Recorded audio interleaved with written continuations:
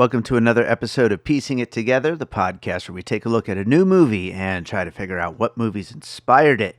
And today on the show, we are talking about Kill, a movie from India, which was advertised as the most violent movie to ever be produced by India. And honestly, it probably lives up to that statement. But we're going to get into it. We're going to talk about some movies that might have inspired Kill. And joining me, we've got Jason Harris from Awesome Movie Year.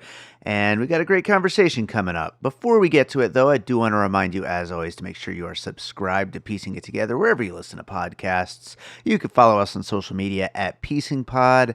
And don't forget to join our Facebook group, Popcorn and Puzzle Pieces, where we continue the conversation about all the movies we talk about here on the show. And where I would hope that some people who listen to this episode will let us know what some of the other most violent movies we can watch from India are. I'm sure there's some fans in that group. So we would love to check those movies out. But with that said, let's get to the conversation about Kill. Jason Harris is here to talk about Kill. I wasn't even sure if I was going to do this one, but Jason, I'm happy to be talking about it. How are you doing? I'm doing well. I think we should chat about the movie a little. As we know, it's been record-breaking heat up here in Las Vegas, Dave. So I went on Monday morning. I'm like, what a good way to kill 2 hours. Is it the best movie of the year? No. But is it a fun action movie which lives up to the title? Yes. It's just nonstop after those first 15 minutes of I just think they should have called it Murder Train.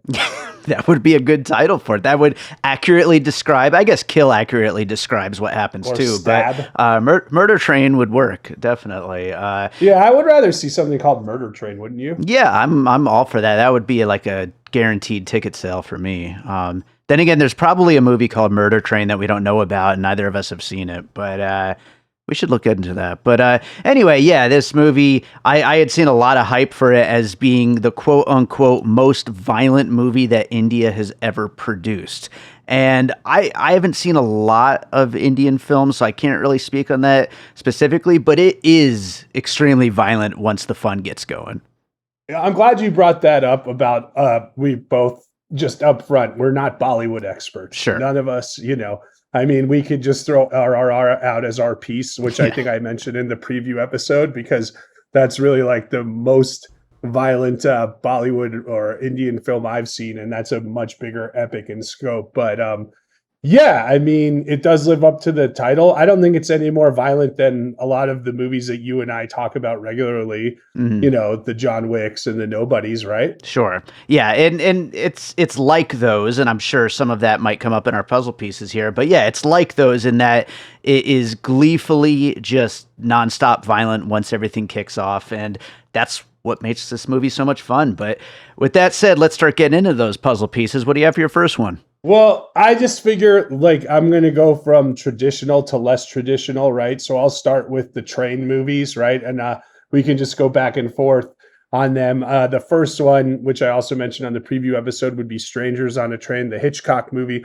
One of my all-time favorite Hitchcock movies about two people who are planning murders of each other's loved ones on a train. Mm-hmm. And while I don't remember if they actually did those murders on the train, they definitely planned a lot of murders, just like in this one. They maybe didn't plan the murders, but once the murder started, there was a lot of murders. Yeah, lots of murders once they get going. Yeah, and it's funny because like this movie, it could have probably been still successful, still like a very enjoyable movie if it was a little bit slower, if it was, a little bit more on that kind of a pace, but then it takes the, nonstop action approach. So yeah, I'll throw Bullet Train in there as my first one, an obvious one to include here. But yeah, I mean, just nonstop action back and forth, various factions that are all fighting against one another. Even our main character, Amrit, he's basically a one-man killing machine, our main hero here, but he does have other people on the train who are also good characters and fighting back against the bad guys. And so you do get these little factions so it's not just one person fighting the whole time, even though he's the main guy. Right. He's got his partner, and then he's got the women of the slain kid, which I will bring up in a puzzle piece later. He's got the people in the family of his beloved, who, spoiler alert, meets her demise, which you have to do to really kind of up the level of this thing. Sure. So Dave, why don't I throw two in here? Because Strangers on a Train obviously was the basis of Throw Mama from the Train. And so that was one of them. But if we're going to, I think that should be on there. But since I already talked about Strangers on a Train, I'm going to talk about another train movie. And in this case, it's not just the violence on the train, but it's having to move in between different train cars to get to enemies and to advance. And that would be Snowpiercer, which is still probably my favorite Bong Joon-ho movie that I've seen. I wish I liked Snowpiercer as much as its reputation. One day I got to rewatch it. It just did not really work for me when I did finally get around to it. But yeah, everybody loves that movie. Yeah, I mean, and you can see it here. I mean, Snowpiercer has a lot more kind of plot elements than this one does, but the idea of constant movement and advancement and, kind of the relentless nature of what's going on in the trains, I think is comparable. Yeah, for sure. I'm going to move away from the trains for a minute and move back to that love interest who is killed very violently, which sets... first of all, our title screen in motion when finally 30 minutes in. 20 minutes in. 20 right? minutes, yeah. We finally get that title drop, which is perfect. But I'm going to go to that as a kind of plot device here and go to The Crow, which is kind of the first thing I thought of while sitting and watching the movie. Because while our main character does not die, he might as well be dead by the time they're done beating the shit out of him right before that title drop. And so you get these bad guys who are essentially gang members who brutally kill his girlfriend, his fiance, beat the shit out of him to the point where he should be dead. And then if this movie did get supernatural like The Crow does, he would be coming back from the dead to take vengeance on everybody. And it's that same drive for vengeance that every version of The Crow is kind of built around that makes this feel a lot like it could actually fit as a Crow remake in a way. It's interesting you say that, because when I saw the movie, I saw the preview for the new Crow, and man, that music was terrible in the background of that. And I'm like, what? Just put Stone Temple Pilots back in there. Not that I'm a huge STP fan, but it's better than whatever they were playing in the background of that one. Oh, that movie, that whole series is cursed, honestly. From Brandon Lee to all of the sequels and remakes, it's just no good. Bad and Dave, let me quickly plug our episode of The Crow from Awesome Movie Year. So if you want to listen to that, it's out there. So. Absolutely. I'll go with you, Dave. I'll move away from trains, even though I do have one more train piece. But I do want to stick with the idea of terrorists or gang members, kind of taking over a vehicle that can't be stopped. So I went to, and then, the need to fight them. Speed 2, Cruise Control. It's specifically, right? Kill on a boat, right? Or something like that. So, I was thinking about Under Siege and stuff like that, but Under Siege is all military people, whereas opposed to Speed 2, you have touristy stuff too and everything. So I thought that was maybe a movie that we all want to forget, but worth mentioning here. I wonder how that movie works nowadays. Obviously, it was a huge flop and all that, but I wonder how it works nowadays. Just watching it through the lens of ridiculous 90s action, if it is at least fun to rewatch. Yeah, I would think if nothing else, Speed seems like the next rebootable franchise that they have right now. Oh, hell yeah. I would think so, for sure. You know what? I'm just going to go obvious here and go with Die Hard because, as I have that on my list too. Yeah, it is exactly the way you were just describing it for the Speed movies, for Under Siege, for Die Hard, which we just did a Breaking It Apart episode on and brought up those movies as part of the influence. But yeah, the, Die Hard on a insert. Wait, you had Die Hard when you broke it apart. You had Speed as an influence on Die Hard, even though No. Die Hard came out 7 years beforehand. Breaking It Apart goes backwards, Jason, showing that you don't listen to my podcast. Jeez. Wait, I thought when you break it apart, you talk about the movies that influence that it, Die Hard influenced. Yeah. Oh, so like every action movie in the last 30 It was the years, easiest episode we've ever had to record. Yeah. Yeah, exactly. Yeah. So yeah, Kill could have easily been mentioned on that episode. Yeah, just a whole bunch of bad guys. Sometimes it's all stuck in that one location, but sometimes they sneak around windows or through ducts or, getting around however they need to get around. But basically all stuck in one location the whole time. So, right. Yeah. Right. And you also have that super cop who has to save, someone that he has an emotional attachment to. Ssure. Absolutely. I had Die Hard on there. Dave, I'll finish my train puzzle pieces here with two of them. I'll give you two. They use the train not just inside but outside. Mm-hmm. And when he climbs to the top of the train and they kind of scale it down, it reminded me of multiple set pieces in the original Mission Impossible. Sure. Obviously the fight on top of the train, but also the usage of like kind of the repelling reminds you of, that iconic sequence when they break into the headquarters, I think CIA headquarters. Yeah. And then I did want to throw one more awesome movie out that is not fully on a train, but there is a big train sequence. And that's the gang fight in The Warriors on the train. Oh, yeah. I could see that for sure. I could see this movie kill, like, this filmmaker and maybe some of these actors, like, kind of getting together and making something more like multiple factions all going against each other or something like that. That would probably be really, really fun, doing like a Warriors style We should do a Breaking It Apart on The Warriors sometime. That would be really good. That actually would be good. Maybe we're going to do that one of these days. I like that. But yeah, I was also thinking about Mission Impossible. Even the most recent one, Dead Reckoning, plays a lot on a train. Oh, a lot on a train. Yeah. So hey, Dave, quick note. I act in BattleBots and I have freedom to say what I want. And my robot's name is Nightmare. Mm-hmm. And, when right before we start a fight, we're supposed to give kind of like one call to action of like, go get him, or, we're going to get you. And so a lot of the time I reference the Warriors and I go, Nightmare, come out and play. Nice. Very cool. I like it. One day I'd love to see that show. No, you wouldn't. You would have seen it already if you wanted to. I've offered you free tickets forever. I know. I'm going to bring it back to Awesome Movie here again for another puzzle piece here. I was trying to think of, because our main villain here, his name is Fani. He's the main bad guy. Total sociopath. And I was trying to think of like a movie with like a really great, like sadistic piece of shit who's just so into terrorizing people for no good reason. And I was thinking about that movie Man Bites Dog that we covered. I love that movie. Yeah, it's a weird, violent, like just kind of fucked up movie. But it obviously a very different kind of movie. That's like a mockumentary where a documentary crew is following the serial killer around and watching him do his kills, his murders.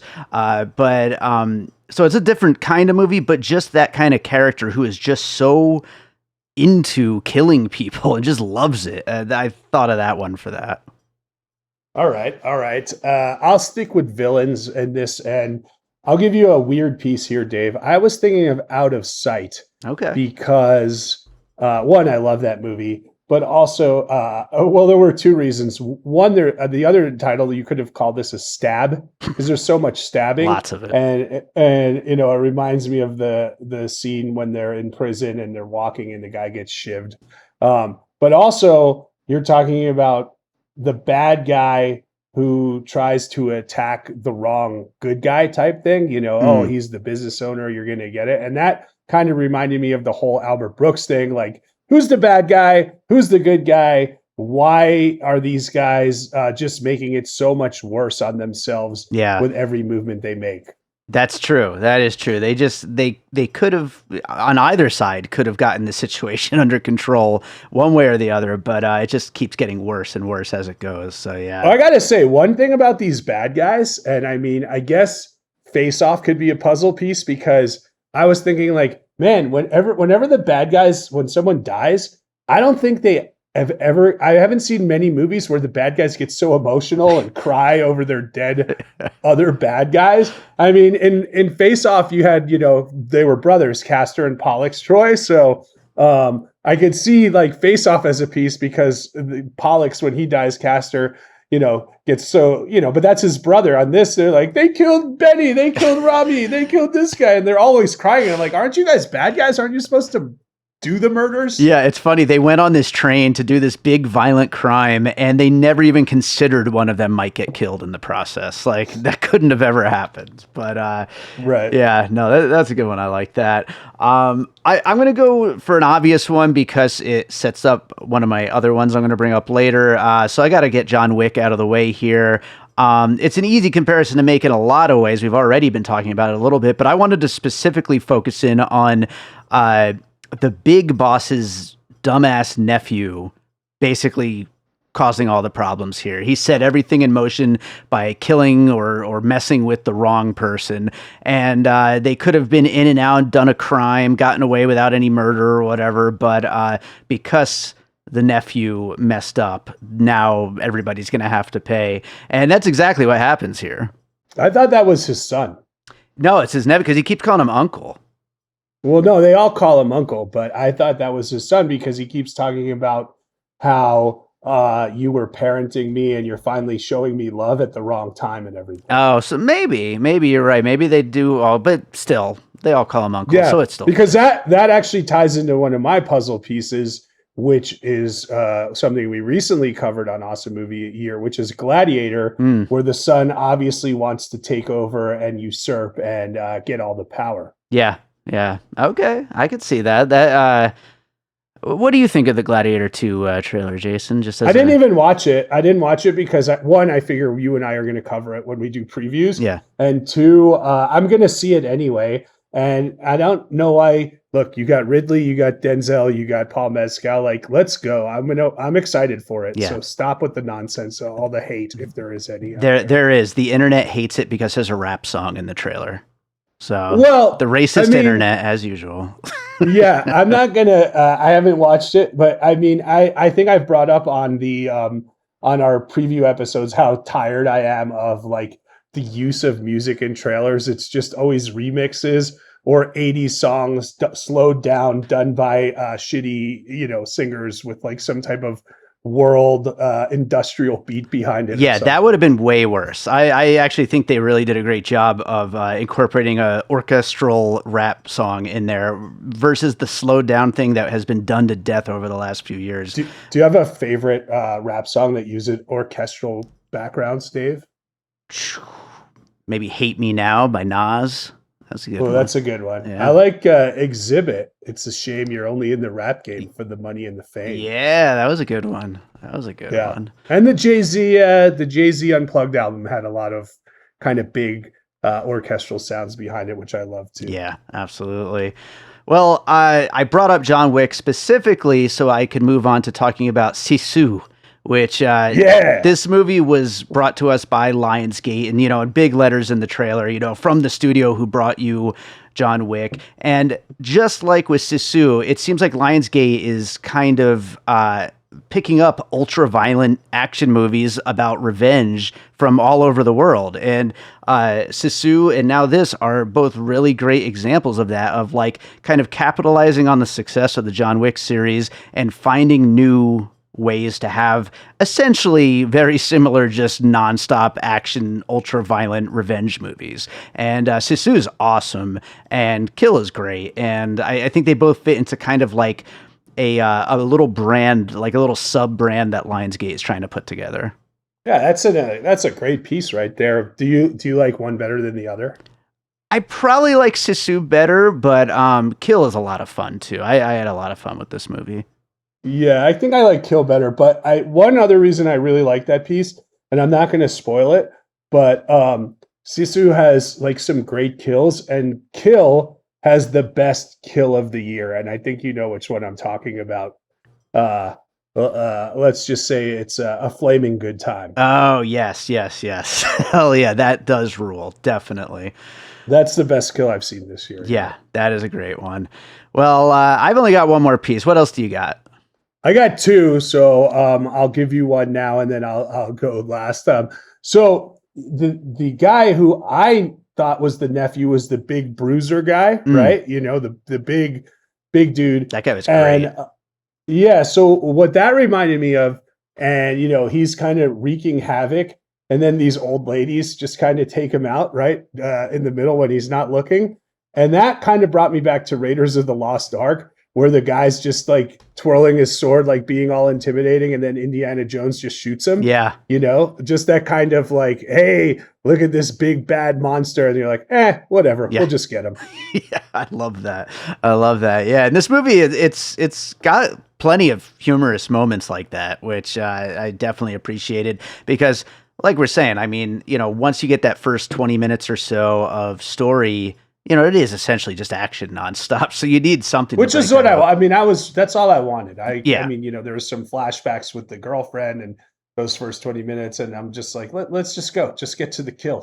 Exactly. Yeah, so I wanted to mix it up a little bit because with a movie that is nonstop action, it definitely has a little bit of a video game feel to it. So I wanted to bring up Final Fight, or you could also go with maybe Double Dragon as a puzzle piece here, but just these like kind of side-scrolling arcade brawlers where it's just like go from one end to the other end and punch and kick and stab anyone who gets in your way, and every so often pick up a different weapon to use, but otherwise you're just punching, kicking, and stabbing.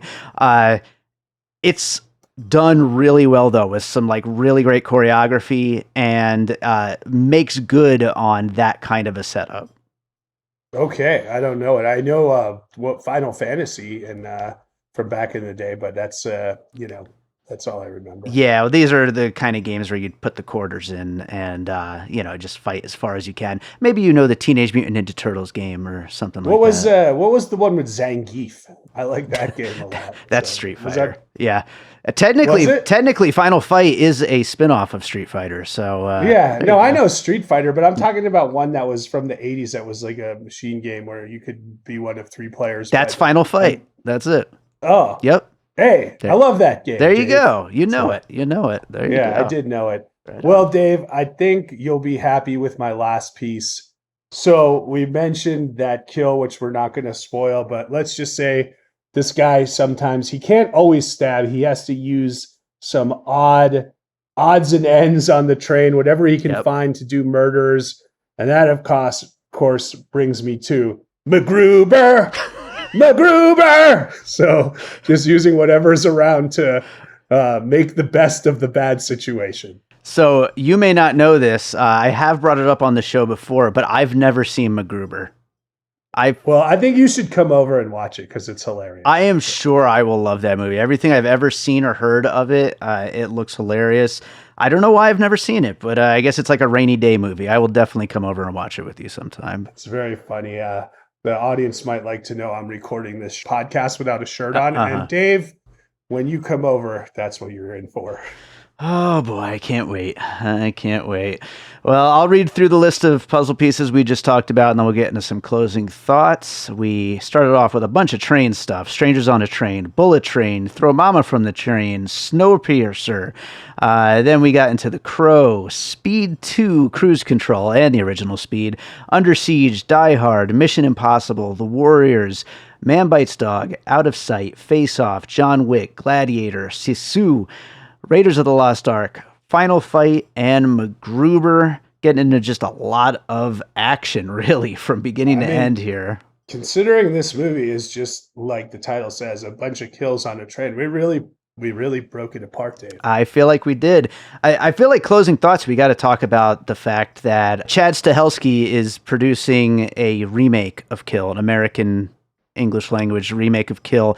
The questions are why, and then I guess if we have to have that, who stars in that? Yeah, I mean, I don't think it's necessary because he's already, carved out this niche for himself, right?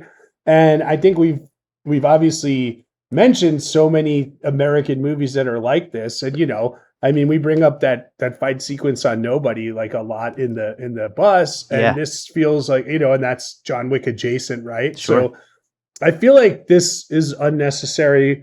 But what if we have Monkey Man himself, Dev Patel, as the star in this one? You know what? You and I were both a little let down by Monkey Man. I think we were both super psyched for it. I'd love to see him get another chance at just a nonstop, ultra-violent action movie. Go Dev. Yeah, he's awesome. I would definitely watch that. But yeah, I think that does it for Kill. Jason, is there another movie you watched recently you want to recommend to our listeners? You know what? I'm going to recommend a movie about killings that I watched, Dave. How about that? Nice. It's from 1968. It's the first movie Peter Bogdanovich ever made, called Targets, about kind of an active shooter on the loose. I think this is one he did for Corman. Actually, I know it is because Boris Karloff is in it, and he's so good in this. And basically, Roger Corman was told Peter Bogdanovich, like, hey, I got Karloff under contract for 3 more days. Write something and figure it out, right? And he somehow makes this great little movie with these two divergent stories that converge towards the end. And then the other thing that's so cool about it is, like, we know Bogdanovich was like this film historian. So to see him work with Karloff and reference him in this meta way is really good. It's a good little kind of tense, shooter on the loose thriller, and it really delivers. Sounds like we should have done 1968 for our next season of Awesome Movie Year instead of 1969. Well, you can blame that idiot Josh on that one. So. Jason, what is going on with Awesome Movie Year, and what's going on with you and your comedy? Yeah, so Dave, as you just mentioned, we are just wrapping up the year 2000. We got High Fidelity coming out, which was the audience choice, which you and I love, and that simp Josh wasn't there for, but whatever. So as you mentioned, we're going to 1969. Easy Rider, Butch Cassidy, lots of big ones, The Wild Bunch, good stuff coming up. As for comedy, I'm all over the place. August 4th, we're doing an Eat This comedy at Echo and Rig and Henderson. Tickets will be on sale by the time this goes up. And for one ticket price, you get a comedy show in the dining room and an amazing meal from one of the best chefs in the city. So I definitely think those are great value buys and great nights out. And that's why I created it. It's a really good event and gives me a chance to do comedy in a very strange environment. Very cool. Very cool. Well, Jason, as always, thanks for being here, and we'll talk to you again soon. MacGruber! All right, so I hope you enjoyed that conversation about Kill. Thanks to Jason Harris for joining me on that one, and thank you to all of you for listening. If you're enjoying piecing it together, make sure you're subscribed. We've got a lot of episodes on the way, and I don't want you to miss any of them. We've got episodes on all kinds of movies, so make sure you're subscribed wherever it is that you're listening, and if where you're listening has a 5-star button, it would be very much appreciated if you hit that 5-star button. Maybe leave us a little review. Also, I'd love to hear from you. If you thought of any puzzle pieces for Kill that we didn't mention that you think should have been a part of the conversation, please send them in. You can do that on social media at PiecingPod, on our website, piecingpod.com. You can email me, or you could join the Popcorn and Puzzle Pieces group that I already mentioned at the top of the show. And I'd love to hear from you with some puzzle pieces. Also, maybe you want to be on an episode sometime. You could also check out our Patreon, the Produced by David Rosen Patreon, where I post bonus and advanced content from Piecing It Together, Awesome Movie Year, Jason's podcast, which I think at the time this goes up, a brand new bonus episode will have just gone up from Awesome Movie Year, and also a bunch of stuff from my music career, which, speaking of which, at the time that I'm recording this intro and outro to go along with the Kill episode, this is the last episode I'll be recording on my computer that I've had since 2018. I do all of my music composing and my podcast producing on this computer. It's the end of an era, time to move on to a new computer. But in the process for transferring and getting all my stuff backed up and, kind of cleaning out so I'm not just transferring over a billion files from my old computer, I found a whole bunch of unreleased music that I just completely forgot I even started. And a lot of that is going up on the Patreon very soon. There's going to be a constant stream of new exclusive music on the Patreon to go along with the advance and bonus episodes from Piecing It Together, an Awesome Movie Year. So look out for all of that on the Patreon. It's patreon.com/bydavidrosen. And look out for a whole bunch more official releases from me too, now that I've got this new computer I'm setting up, and I'm going to have to make use of it. But anyway, speaking of music, let's close this out with a piece of music like I always do. And you know what? I might as well play one of those tracks. And I don't know, some of these songs I'm going to go in and edit some more and, add some more layers and, add some more arrangement to them and everything. This is probably one of those because it is fairly loopy at the time, but it's still pretty damn cool and I think worth returning to and turning into a finished song. So you're hearing basically an untitled demo that I found that I kind of love and I definitely am going to do something with over the next few months. But yeah, this is an untitled track that I just found and completely forgot I even started back in 2022. And I hope you enjoy it. We'll be back with more piecing it together real soon.